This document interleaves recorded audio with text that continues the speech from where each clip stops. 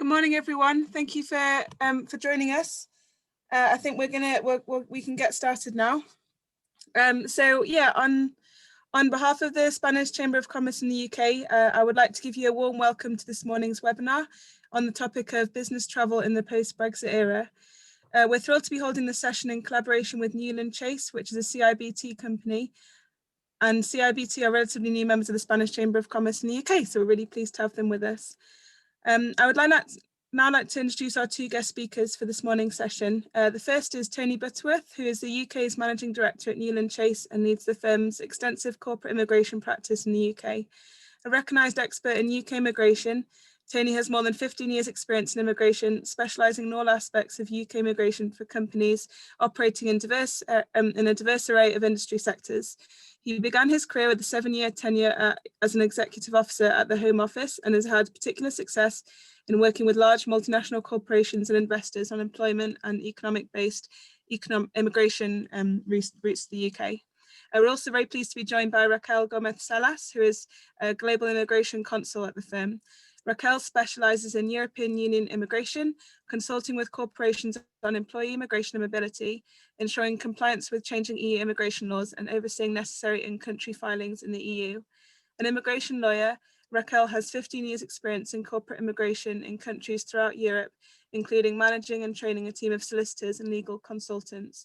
Prior to joining the company, she worked as an immigration attorney in 2 firms and as an independent immigration consultant. I just wanted to remind you all that following the presentation this morning, you'll have the opportunity to ask questions and have these answered by both Tony and Raquel. So please do submit these at any time during the session. You can see that at the bottom you have the chat function, the Q&A, so you can submit your questions in either one of those ways. And then they will be happy to answer all of your questions at the end. And now, without further ado, Tony, I'll hand over to you. Great. That's great. Yeah, thanks for that kind introduction. And hello, everybody. Appreciate being invited today to speak at the Spanish Chamber of Commerce webinar. Just going to quickly run through today's agenda so we give some context to our presentation today. So I'm going to be first up speaking about EU nationals coming to the UK, and I'm going to cover the transition period. I'm going to have a look at some of the employment-based routes which now apply to all EU nationals who wish to come and work in the UK.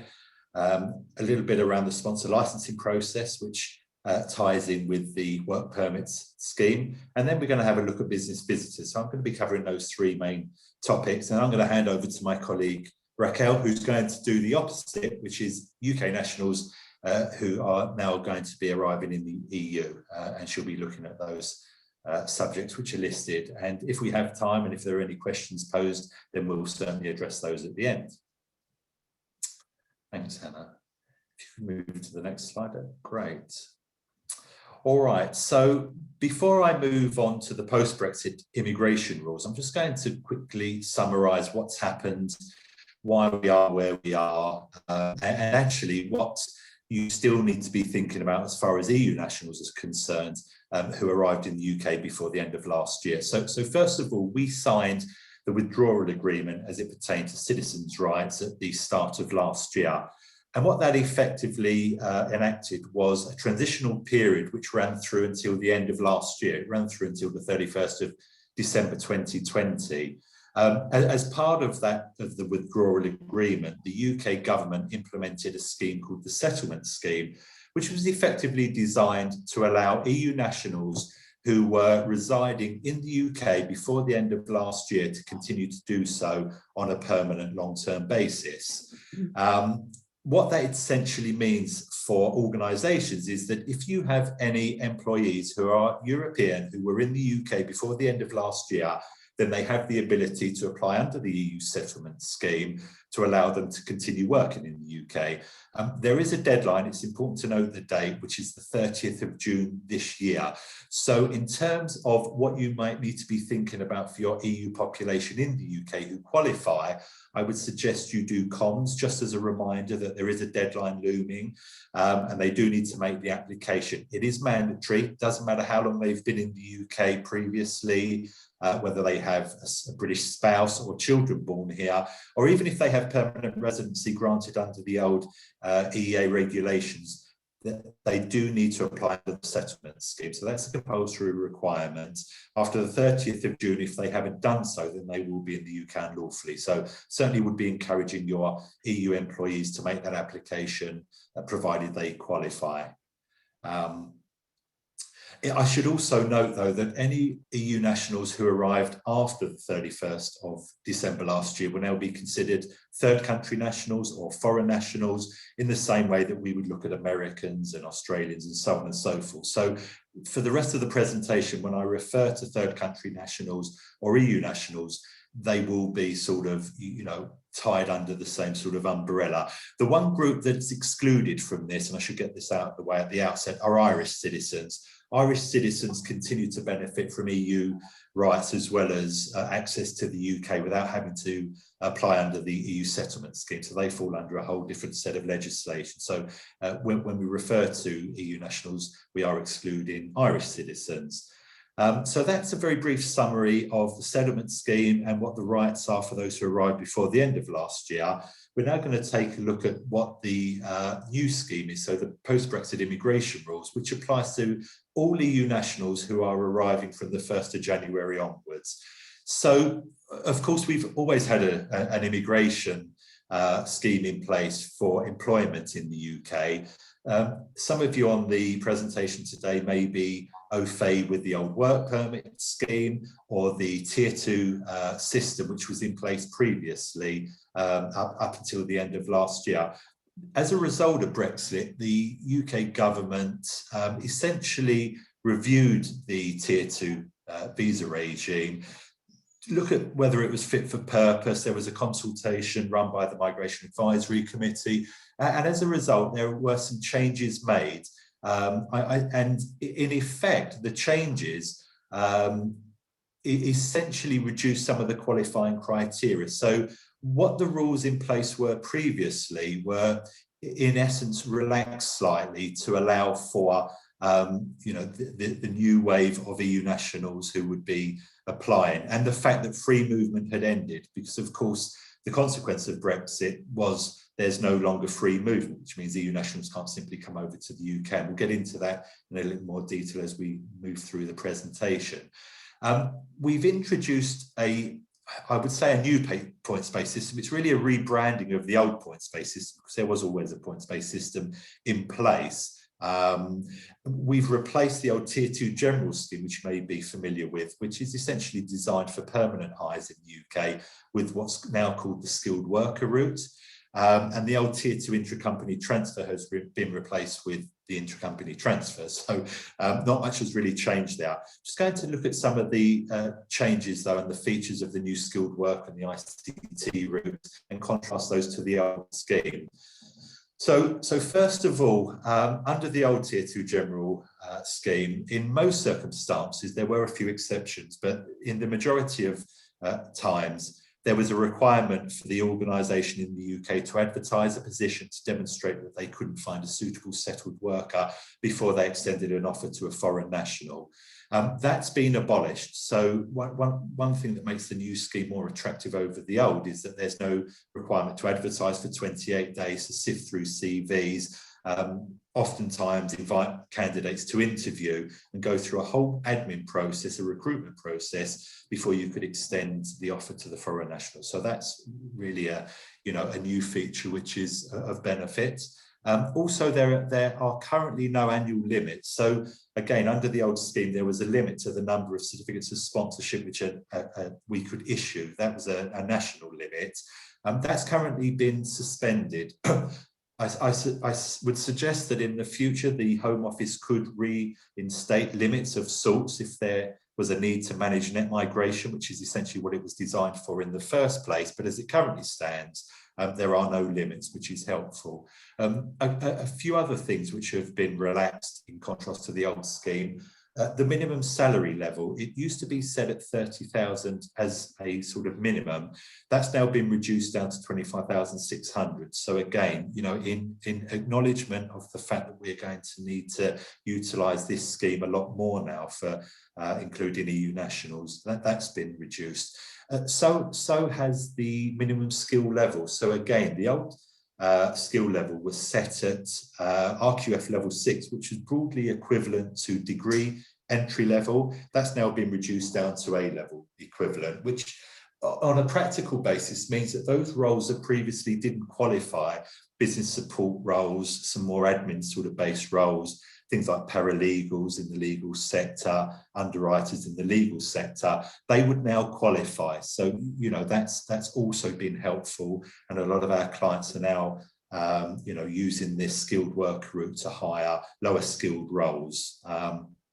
There is, of course, still an English language requirement, which is set. That's a prerequisite to qualifying for the skilled worker. And just to note on that particular point, EU nationals do not automatically qualify under the English language requirement.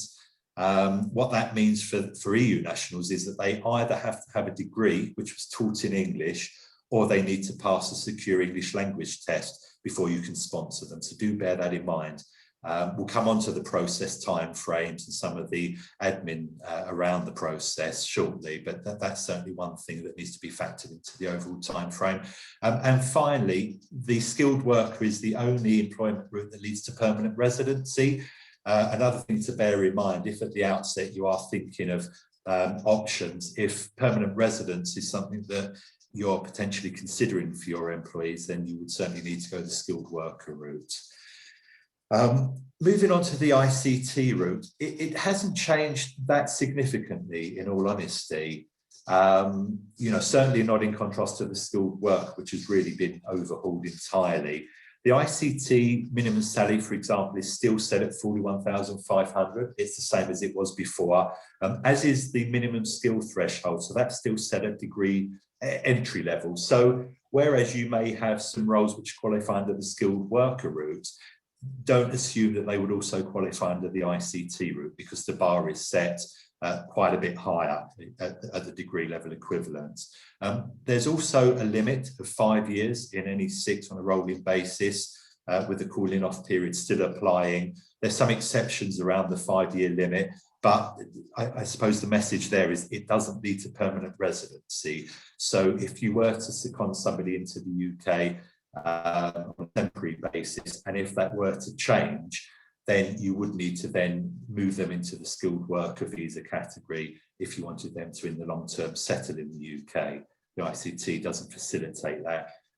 One of the, I suppose, main differences is there's no English language requirement. So the ICT is exempt from the English language, which may mean that the speed of deployment with which you can move somebody on an ICT visa is a little quicker, particularly if the applicant does need to go and sit and pass an English language test. That can often add in 6 to 8 weeks in the overall processing time frame. So, you know, not much has changed on the ICT. It still is a viable route, but really more designed for short-term project-based work, secondments and things of that nature.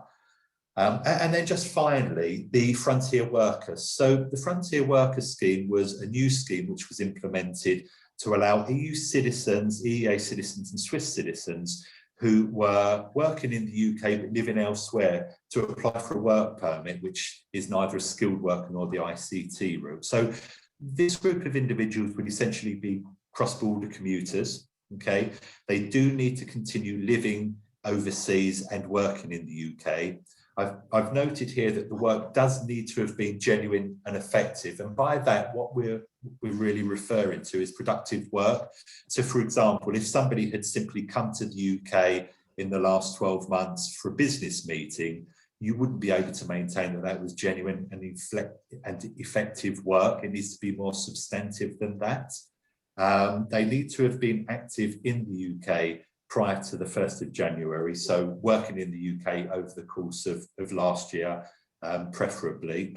And there's also a deadline to apply, which is the 30th of June 2021. So if you do have a group of cross-border commuters who are going to continue working in the UK from time to time, I would strongly encourage you to make the application for a frontier worker visa versus either the skilled worker or the ICT, simply because it's more cost effective. I will come on to costs as we progress, but the frontier worker visa is actually free of charge, whereas the other two are actually quite expensive to apply for. It's valid for 5 years. It doesn't lead to permanent residency, but it can be renewed on a continuous basis. So, something just to think about if you have anyone who falls under those requirements. If you could move on, please. So that's the employment routes in a nutshell, and the options which are available to individuals applying. I'm now going to talk about company sponsorship, and I'm going to assume that there are going to be two groups of you in the audience today. Those who don't have a sponsor license at the moment, and those of you who do. I'll discuss those of you who potentially don't have a license at the moment and why you might need to think about applying for one. So first of all UK-based companies must hold a sponsor license in order to sponsor foreign nationals in either the skilled worker or the intra-company transfer route. Of course, you can employ foreign nationals if they have a spouse visa or UK ancestry, or another visa which allows them to work. But if you are looking purely at the employment routes, which I've already highlighted, then the company itself must hold a license. Okay, that's really important. It's a prerequisite. The application process requires the company to gather a significant amount of company documentation. So you will need to be an actively trading company in the UK. You'll need to put a nice bundle of documents together, company documents such as accounts, bank statements, employers' liability insurance, to prove to the government that you are an actively trading organisation. You'll need to appoint some key personnel. The authorising officer is one that you cannot delegate to a third party, so it must be a UK-based permanent employee who will take ownership of the sponsor licence effectively. You'll also need to be familiar with compliance obligations. As a sponsor, you will be subject to a Home Office audit, where the Home Office will come and check whether or not you can manage your obligations as a sponsor. So understanding what that means, understanding what your right to work obligations are, what your reporting duties are, is really quite crucial to applying for a sponsor license. And you'll need to build robust processes around those obligations. Some of them will simply be good HR reporting processes, but others will be more sort of tailored towards your sponsored migrants in terms of reporting, record keeping, right to work checks, and so on and so forth. I've put a note here about submitting a perfect application, and I know that may probably sound obvious, but you'd be surprised at how unforgiving the Home Office are as an organisation. And if there is a document which isn't submitted in the right format, isn't certified with the correct wording, if a document's been missed and things like that, the Home Office will reject the application.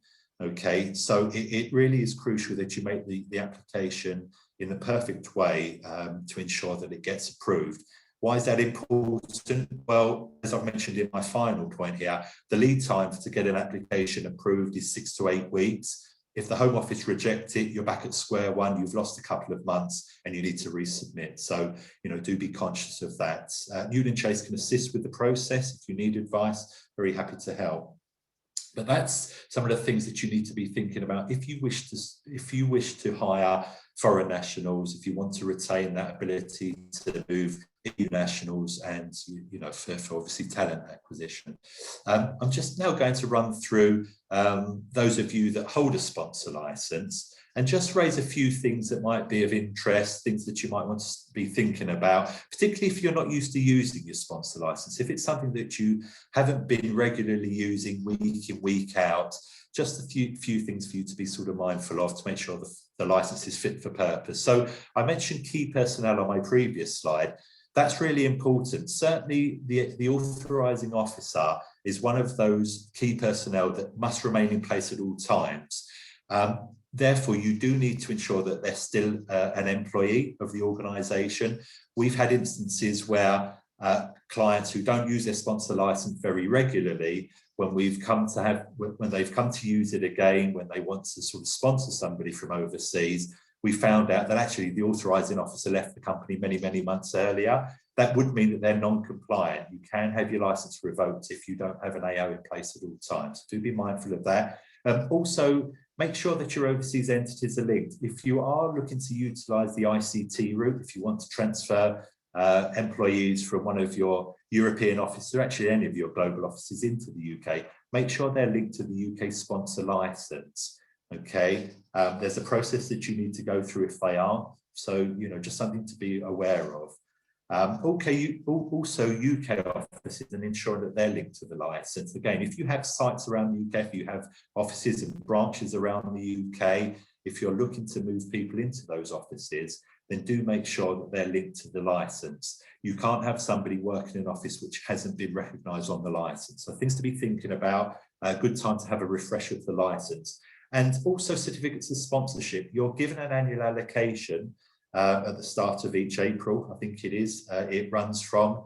If you are expecting a spike in applications because you're now looking to utilise the skilled worker or the ICT route for EU nationals, do make sure that you have sufficient certificates in place to cope with the demand.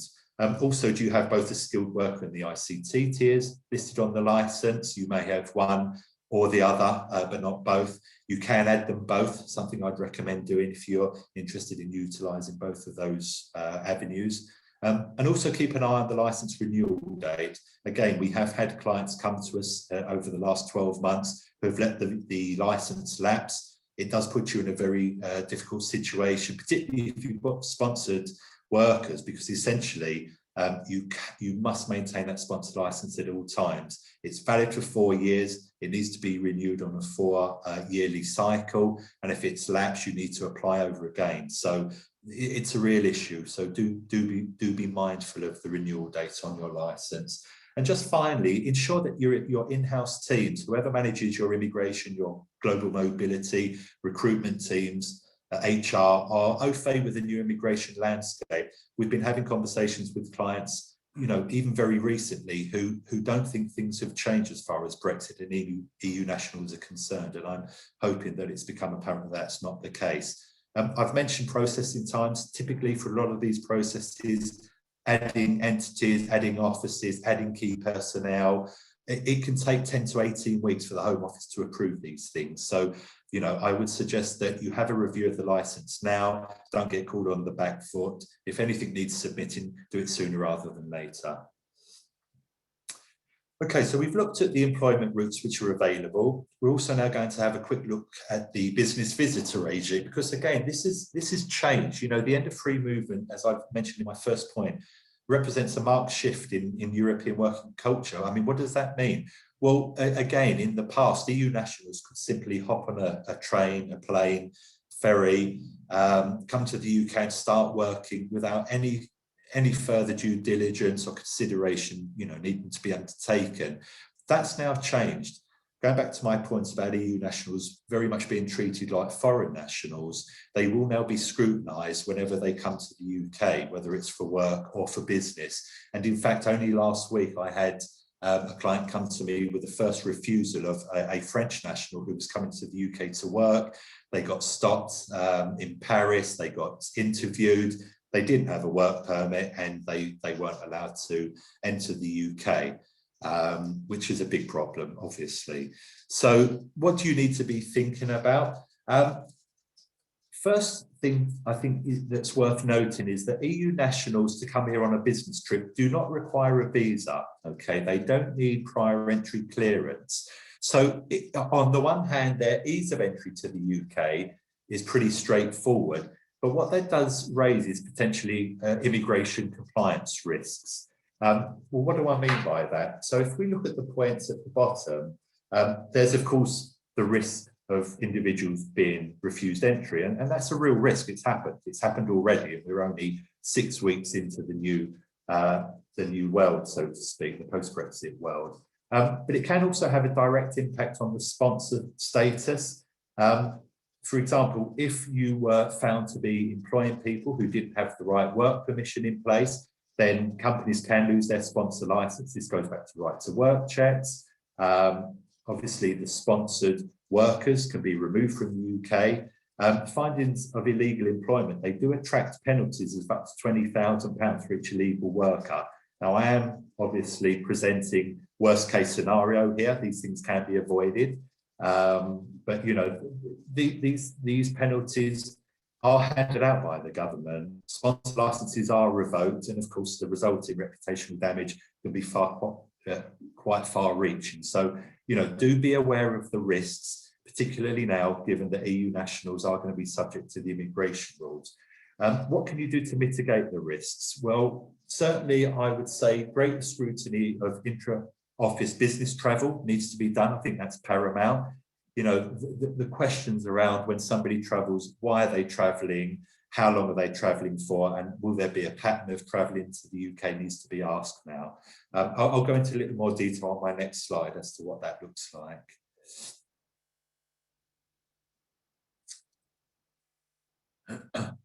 Okay, so as a business visitor, there are certainly work-based activities that can be undertaken. But the things that you need to be thinking about are whether or not those activities are permissible, and I'll come on to that shortly as to what constitutes permissible activities. But also don't look at that in isolation. I think it's reasonable to look at the duration somebody is spending in the UK, and I've mentioned that it needs to be reasonable. We would always say that a business trip shouldn't exceed 4 weeks. I think once it starts to get beyond 4 weeks, certainly red flags start to be raised. And the risks become heightened, and also the frequency of travel. You know, if you are sending people to the UK on a business trip, and if that's a pattern of, say, 2 weeks in the UK, 2 weeks out, and that continues, you know, throughout the year, they're certainly going to raise some red flags. And I think there's a real risk that that person at some point is going to get stopped by immigration and potentially refused entry, because a business trip by its very nature is infrequent, it's temporary, it's for a short period of time. But of course, business visitors, they can keep in contact with their overseas employer. We often get asked, well, can they check emails whilst they're in the UK? Yes, of course they can. They can receive reasonable travel and living expenses, but they cannot be paid from a UK source. So that's really important to note. Okay, so these are some of just some of the key principles on a business trip, things to bear in mind.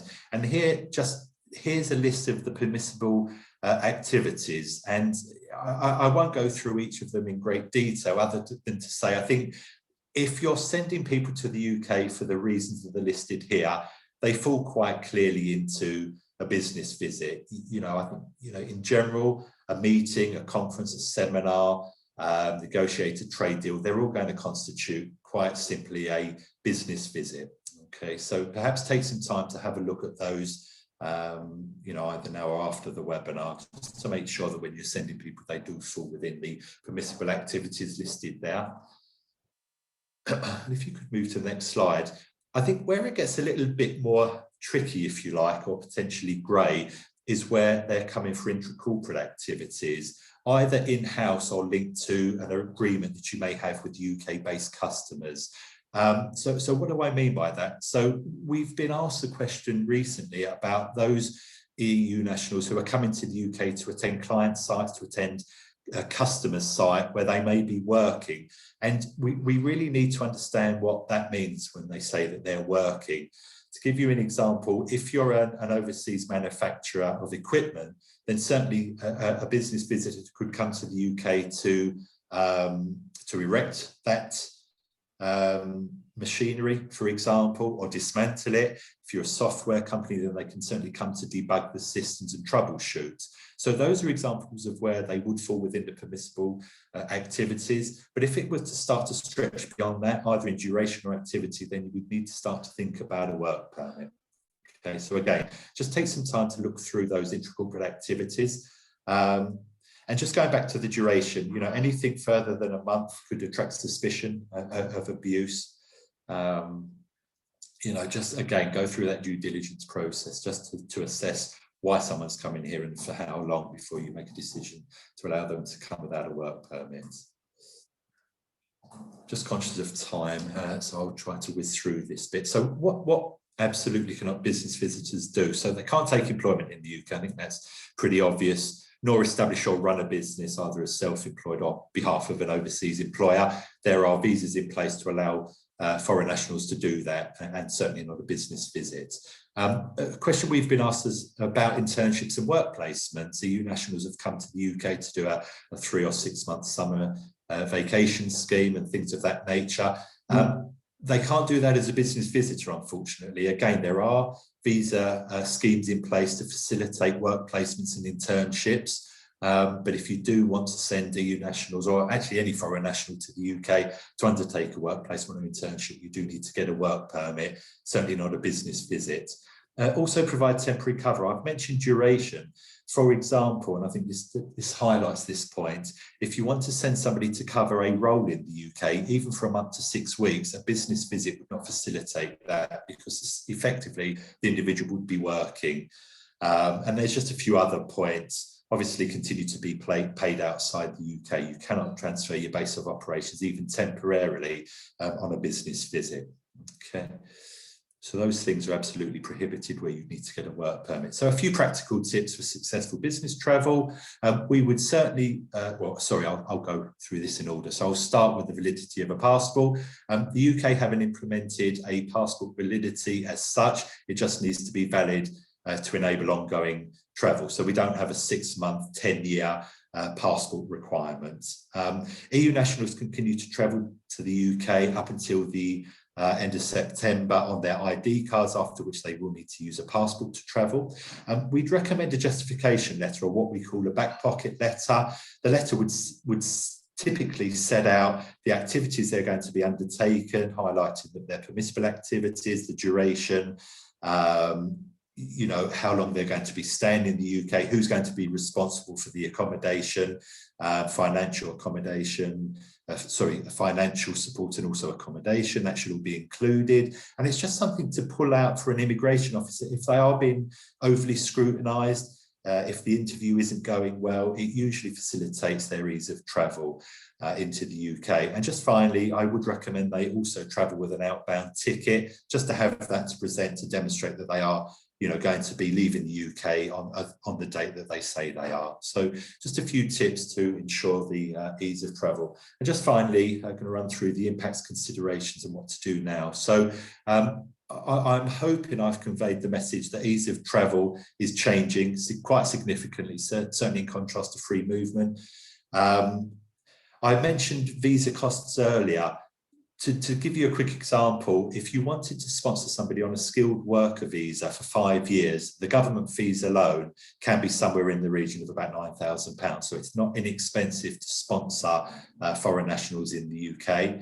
I've mentioned timeframes already. A visa process typically takes somewhere between 6 to 12 weeks. So when you're thinking about seconding, when you're thinking about permanent hires and moves to the UK, do make sure that those timeframes are factored into the overall move. I've mentioned added scrutiny around business travel, but also a mindset shift. Again, I refer to having conversations with clients very recently who really weren't up to date with Brexit, didn't really think anything could change, and I'm hoping that you've realised, if you hadn't already, that things have changed quite drastically. Things to consider: assess your sponsor licence. I won't labour that point, but now's a good time to do that. Re-evaluate in-house resources and capacity, and also the skill set of those resources. And just think about your sponsor compliance and make sure that you're au fait with that. If you need some training, Newland Chase can certainly assist with that. And what to do now. If you haven't already and you wish to continue to hire talent from outside the UK, apply for a licence, review the existing sponsor licence for the reasons I've mentioned, educate your internal stakeholders across the various business teams, and then just, again, review or develop process to ensure that you can manage some of the points that I've made, either whether it's regarding sponsorship, compliance, or just dealing with volumes of business travel, which are likely to happen as a result of Brexit and the scrutiny around that. And final point, just as a parting message: all work, no matter how short, does need a work permit, cannot be undertaken as a business visit. So do think about the work permit scheme. And with that, I'll pause and come up for air and hand you over to Raquel. Thank you, Tony, and thank you to the Spanish Chamber of Commerce for inviting us to talk about immigration post-Brexit today. I try to run through my slides in these 20 minutes so that we have time to answer all the questions you have already asked. I will be covering the UK nationals in the EU, and I will start by the withdrawal agreement. As you might all know, the withdrawal agreement aims to protect the residence and working rights of all those EU and UK nationals who were working and residing in the other territory at the end of the transition period. So in the EU, protected by the withdrawal agreement are all those UK nationals, residents, and cross-border commuters before the end of the transition period on either a local employment contract or registered as self-employees in the EU. In order to guarantee that protection, EU member states are opening country-specific processes so that those UK nationals can obtain a new residence status under the withdrawal agreement. This will be the equivalent to the pre-settled and settlement status in the UK. Most of I would say now, all of the EU member states have now opened these schemes, and they will need to remain open until at least June 2021. This is also the case of Spain. And that you know that if you have any UK national, this is the time for them to register if they are already residing in the EU or cross-border commuting to the EU. When I say cross-border commuting to the EU, it will be anyone, any UK national who is residing in the UK but employed in an EU country on a local employment contract or a self-employee. There is uncertainty around those UK nationals who started to reside in the EU before the end of the transition period, but on a UK employment contract. This is what we call postal workers. For this group of UK nationals, some EU countries are allowing them to carry on with those provision of services until they finish, but others are requiring them to apply for separate work permits. So it will depend on the EU member states where that UK nationals is working. But finally, not protected by the withdrawal agreement are all those UK nationals who arrived to the EU for business, work, or residence purposes post-January 2021. And for this one, in the next slide, we will see what is the new immigration landscape. As also Tony was mentioning before, now UK nationals are third country nationals for the EU. And so from 1st of January 2021, they will be subject to the immigration framework that now applies to third country nationals. So for long stays, over 90 days, they will need work and residence permit, and this will be the work permit category is applicable in the specific EU country where they are going to be working. Why? Because we don't have at EU level EU-wide work permit category. We don't have any work permit or residence permit that can be used for the whole of the EU. So it's important now that you have to take into account 27 different national immigration systems.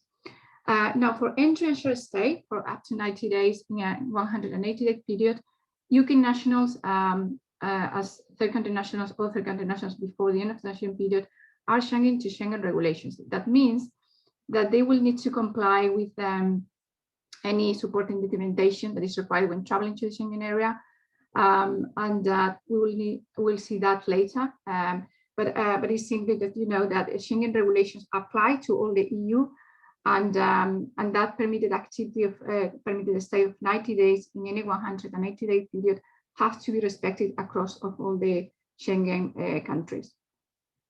In terms of what is possible to do or not do when someone is on short stay or business in the EU, it will also be decided at national level. In fact, we have to say that not many EU countries have regulated business visitor rules, like it happened in the UK, where there is a very consistent guidance, and Tony has been able to go through all is possible to do or not do.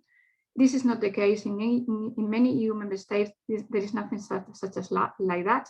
It's in the case, for example, of Spain, where they have never been regulated what is possible to do on business travel, and there is nothing that we can provide at EU level in many occasions.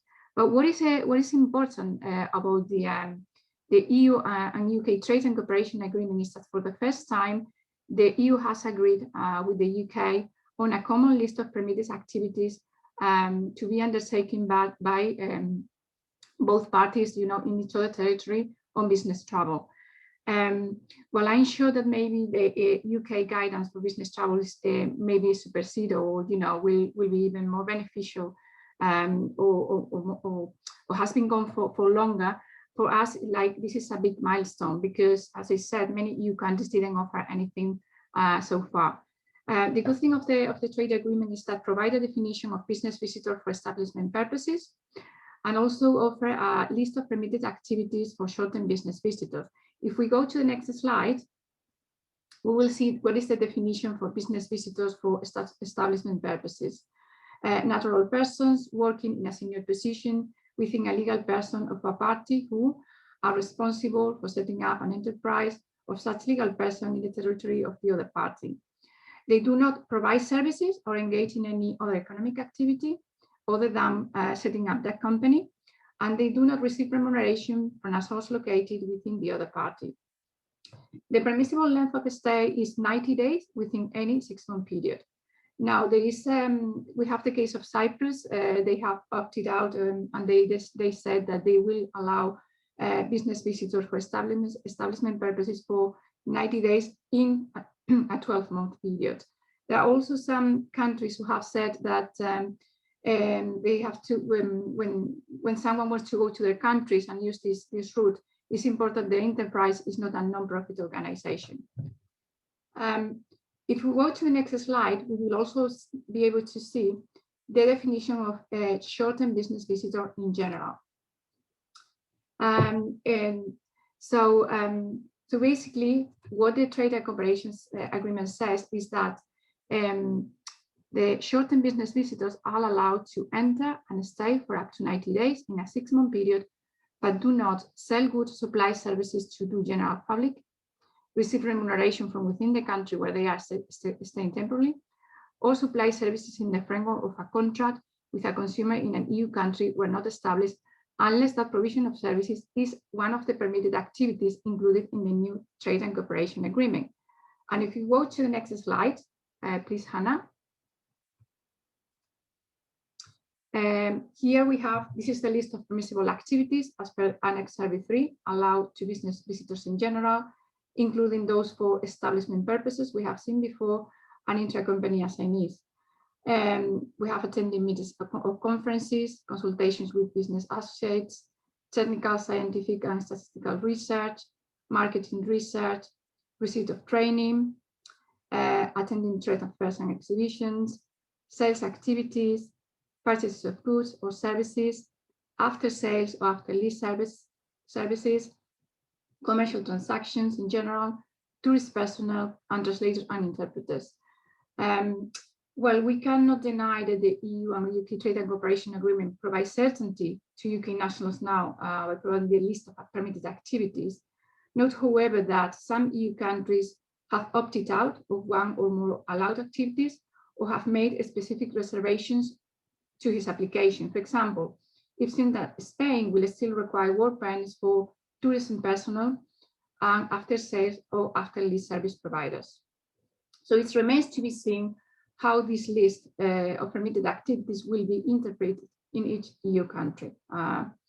So if we go to the next slide, well, but it's important, we have seen so far what is possible to do or not do on business, and we have seen that it's important to take into account both the new Trade and Cooperation Agreement, especially in countries where business visitors hasn't really been regulated in national law, but also, we will need to go to the national extensions per country as well, because it might be that some EU countries have more favorable provisions than those included in the Trade and Cooperation Agreement. But it's not only that we need to know what is possible to do or not do in each EU country. We also need to ensure that UK nationals comply with entry requirements as per Schengen regulations, because actually this is EU law and applies across the Schengen area. So, well, both UK and EU nationals are considered visa-free in each other territory, and it has been really stated in the Trade and Cooperation Agreement. UK nationals are required to prove eligibility for admission at the Schengen border crossing as any other third country nationals. So they have to travel with a UK passport that has been issued within the past 10 years. The passport must be valid for 3 months beyond the planned date of departure of the EU country. is required to justify the purpose of travel and proof also financial means. This may be covered by that letter from the employer. It's important also to travel with a return ticket to show that this is just a short-term trip and no overstaying or staying more than is permitted in the Schengen area. The comprehensive sickness insurance is not obligatory, but it's highly recommended. And the most important rule of all is the one at the end. The maximum permitted stay in the Schengen area is 90 days in a period of 180 days. And the way the Schengen police will count those days is just simply by when someone is traveling to the Schengen area, they will check the passport, traveler's passport, and they will go backwards to the previous 180 days to see whether that traveler has or not exceeded that maximum permitted stay. Additional entry requirements to take into account for UK nationals is that they are no longer be able to use the designated lanes for the crossing points for EU nationals and Swiss nationals. The UK passport must be subject to stamping upon entry and exit from the Schengen area. They will also be subject to checks against database upon entry and exit. And also we have to take into account current COVID-19 travel restriction due to the Schengen travel ban that it will apply, it is now applying to UK travelers. But also note that due to the terrorist attacks and immigration refugee crisis that took place over the last decade in the EU, the Schengen area has invested on mechanisms to increase control and security. And so beginning next year, a new exit and entry system will be implemented through the e-gates. This system will eradicate the current system, the manual system of passport stamping when traveling to the Schengen area. And this new entry and exit system will also facilitate the enforcement of the 90-day rule because all those entries and exits will be registered through these e-gates. So it's important to be compliant with the 90 days rule in the EU. The electronic travel authorization system called ETIAS as well will be implemented at the end of next year. It will be similar to the ESTA of the US or the ETA in Canada, and which will mean that simply UK nationals will need to apply for an online travel authorization to process this before they travel to the European Union. This is supposed to be valid for 3 years or until the passport expires, whichever comes first. So we have covered now business travel. I just wanted to mention the challenges we are now facing. And as you can see, the immigration landscape for UK nationals for short-term business is really complex. The main challenges we now face is the uncertainty around the application of the trade and cooperation agreement, which, as I said before, is important, particularly in those countries with no rules on business visitors. But we are also seeing at Newland Chase many cases of UK nationals that even if they can, what they are doing is a business permitted activity in one or more EU countries, the problem they face is that they might still require a residence permit because they exceed the 90 days in any 180-day period overall that is maximum permitted in the Schengen area. So that is an important takeaway. The multi-jurisdictional business across the EU is difficult now. It's important because of that to track also the 90 days minimum 180-day period, including personal stay. We have also talked about travel restriction. This is a big problem as well. Especially we have to take into account that since the UK left the EU, the only way for this the current restriction being lifted is that the UK is included in the travel corridor list for the EEA plus, that is basically the EU, the EEA, and Switzerland. And the last note is that there is an increase in work inspections, or at least this is what is being planned by the new European Labour Authority. So it's important for short-term or long-term work that the companies understand that complying is very important, and also the postal worker rules and social security obligations are key in European countries.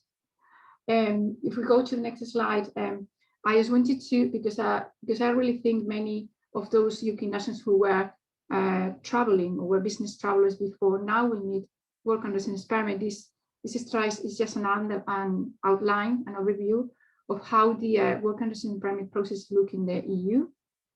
As previously explained, each EU country has its own national immigration rules and work and residence permit categories.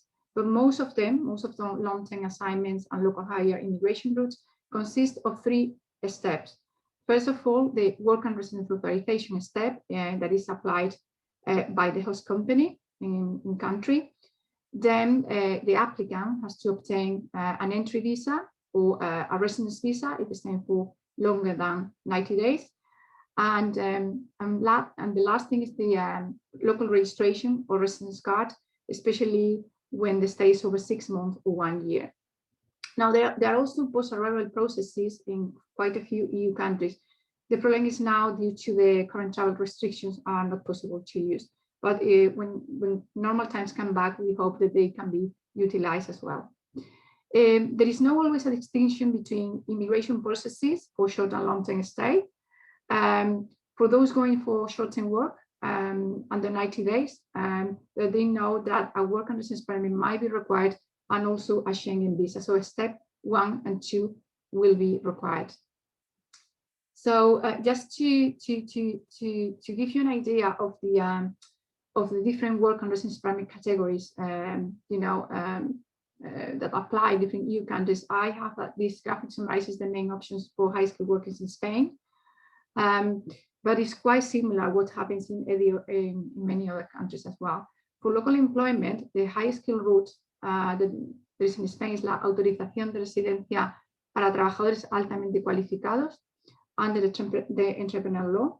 Is possible to be considered first. Obviously, the company has to fill certain corporate requirements, and there are alternative options if the applicant doesn't meet the requirements of this fast-track procedure for high-skilled workers.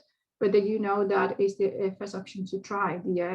This authorization will take only 20 working days.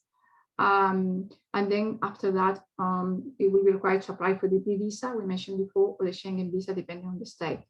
Similarly, most of the EU countries have similar high-skill routes in their countries, and usually with also fast track, and the process is quite quick. For assignments to Spain, simply to say that's important, it becomes relevant, the EU ICT permit.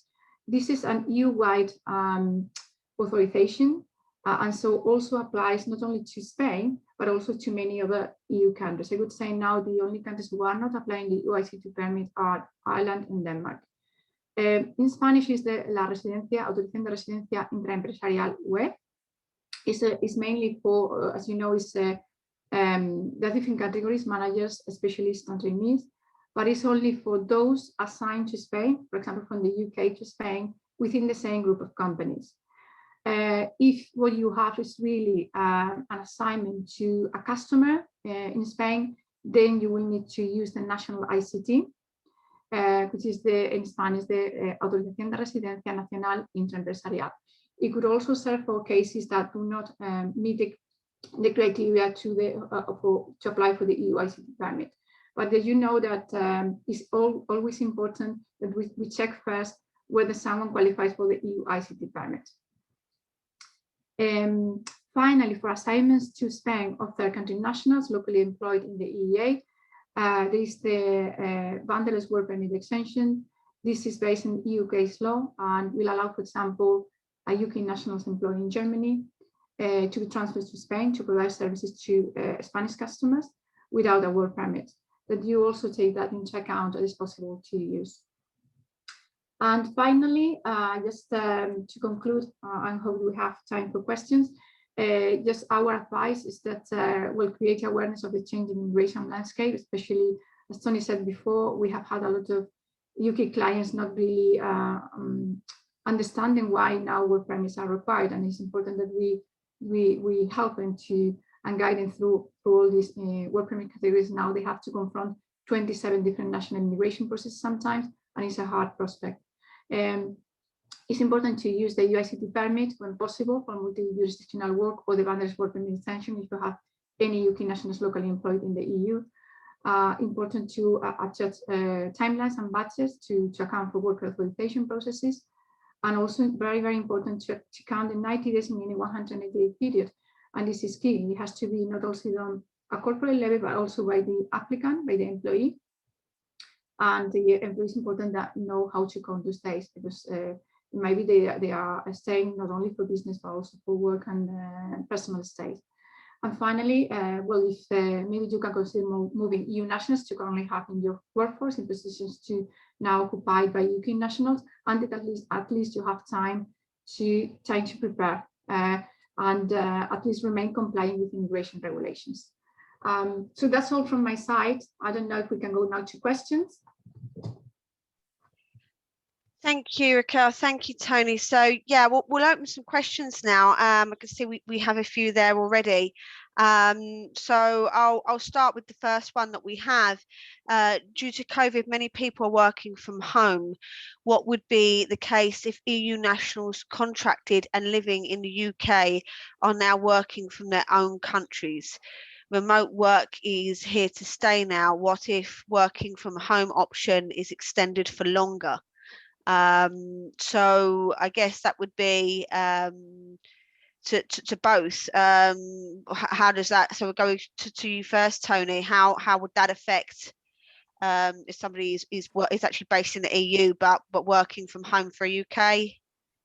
Yeah, company? I mean, that would be fine on the face of it. One thing to note about UK immigration, actually immigration anywhere, is that you're only subject to the UK immigration rules when you're in the UK. So what that means is if you're not in the UK, you're obviously not subject to UK immigration rules, right to work, and so on and so forth. So you could certainly work remotely without there being any immigration implications. What I think you need to be thinking about in that scenario, though, are the longer term consequences. If, well, when COVID is behind us, does that individual want to then come back to the UK? And if they do, what visa will they need to come back? So going back to my very first slide about the EU settlement scheme, if they were in the UK last year working, they would still be eligible to make that application. They can apply for either pre-settled or settled status. They can do that from overseas, and it gives them that status which would allow them to return without any issue. Of course, I don't know exactly the circumstances, but again, if they were working here and if they didn't have the status, they should apply for that to preempt coming back to the UK at some point in the future. If they're not going to come back and they just want to work remotely, perfectly fine. Nothing needs to be done. Thank you, Tony. And Raquel, from any other point of view, for going into the EU, so UK nationals currently working from home in the UK for an EU country, how would that affect? I guess would it depend on the EU country? I think that here that is also important to mention the social security impact because these EU nationals are supposed to have UK employment contracts, but they are not residing in the UK, and that might create a problem in terms of the social security regulations that that will require that someone resides in the country where they are really where the employer is located. So I would advise to this person to check the situation from a social security point of view as well. Thank you. So we'll move to the next question now. Contractors, they come once every 2 months to work on a specific task. If, for example, IT, they are not hired by our company. However, is part of the contractual service provided, what permits are required and who is responsible for them? So I'm guessing that's it. I think they come up with a UK inbound. So I guess we'll pass that to you, Tony, please.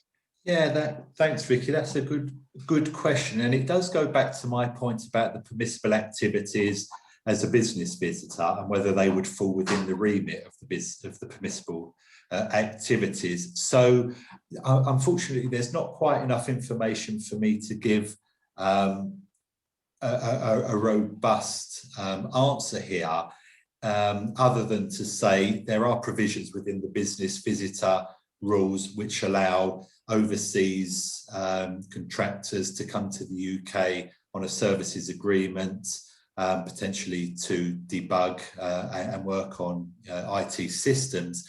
On the other hand, though, if they're coming here to work beyond the remit of the business visit, then a work permit would be required.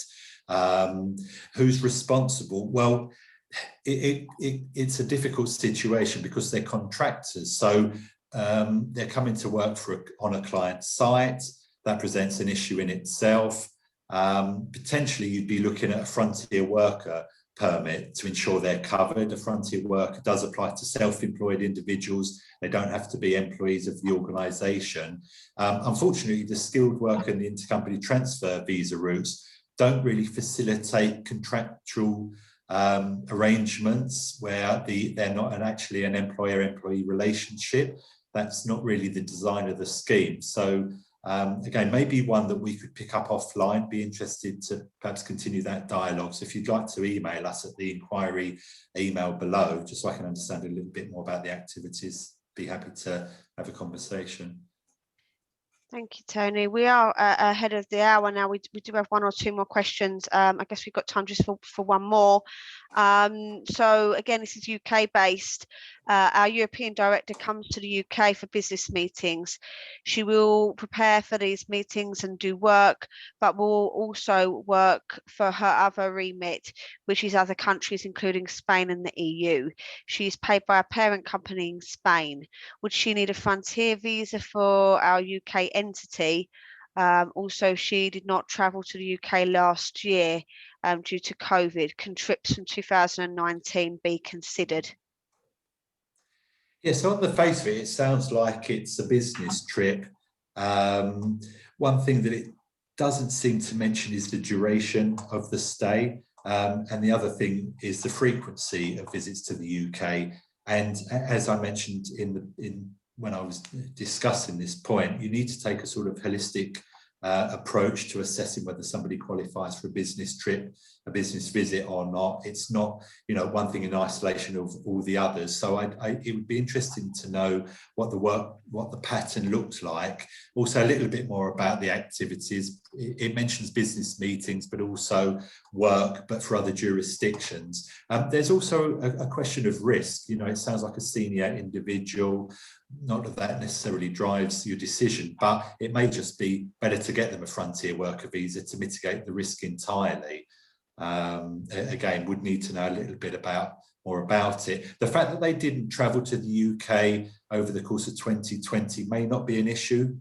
We have seen that the Home Office are applying a fairly flexible and pragmatic approach because of COVID. So I wouldn't rule it out, this individual getting a frontier worker visa. Certainly something you might want to explore. Again, I think it would be worth having a conversation offline just to explore this in a little more detail. But I think there's certainly, a further conversation to be had here, because there's a few things I can't really, assume it's not the right thing to do.